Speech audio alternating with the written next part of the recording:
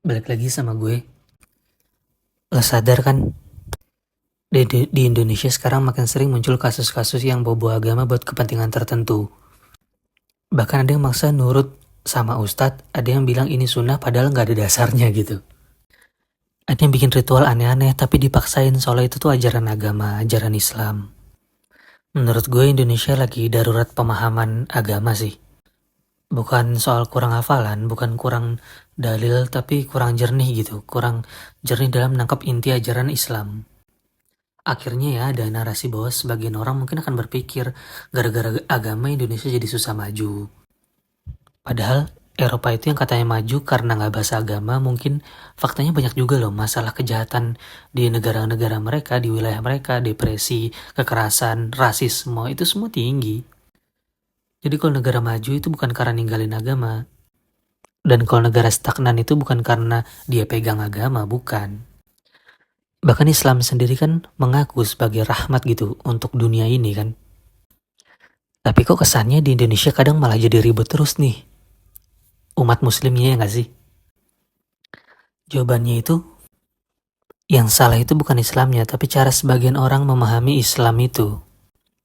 Banyak orang gampang banget tersentuh hal-hal yang kedengarannya Islami, padahal gak ada lah dasar Islam itu gak ada, dalilnya itu gak ada. Iya kayak misalnya kasus-kasus menghormati guru itu wajib biar berkah, akhirnya ada yang sampai mencium-cium bekas duduk gurunya, bekas liur gurunya, bekas ludahnya, alasannya apa? Nyari berkah.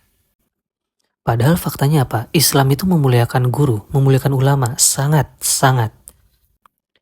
Tapi yang membawa berkah itu ilmunya, bukan physically gurunya.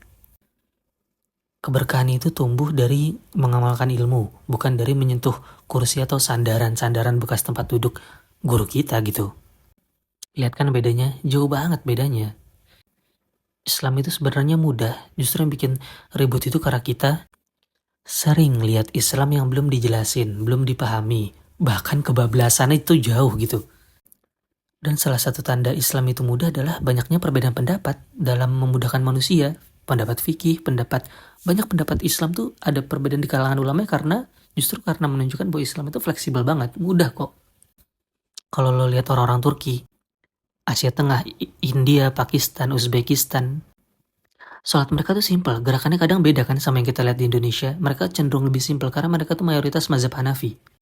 Dan Hanafi itu terkenal memang logis banget, sistematis gitu, fleksibel juga. Dan di Indonesia kebanyakan itu Syafi'i kan.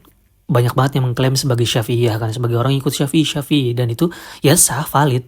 Tapi memang ada perbedaan di antara mazhab itu gitu. Perbedaan itu bukan buat bikin berantem, tapi ya memang rahmat. Jadi ya mulai beragamalah dengan simpel gitu, tenang, nyaman gitu. Nggak usah dibikin sulit-sulit banget. Jangan dipersulit, fokus nyebarin kebaikan ke sekitar kita aja. Kalau misalnya dia menyimpang di sekitar kita, ya kita kalau mau nasehatin ya dengan adab gitu. Baik-baik aja. Dengan kayak gitu mudah-mudahan Indonesia tuh makin jaya gitu, makin dewasa dalam beragama. Dan makin kuat karena orang-orang yang ngerti Islam yang murni itu mana. Dan yang tradisi itu mana. Yang cuma pakai ego tuh mana. Makasih. Kalau dirasa ada salah kata, gue minta maaf banget. Dan kalau dirasa bermanfaat, mungkin kalian bisa share ke siapapun yang kalian pengen. Dan mulailah dari diri sendiri, belajarlah untuk menjadi bijaksana mungkin ya. Sukses buat kita semua.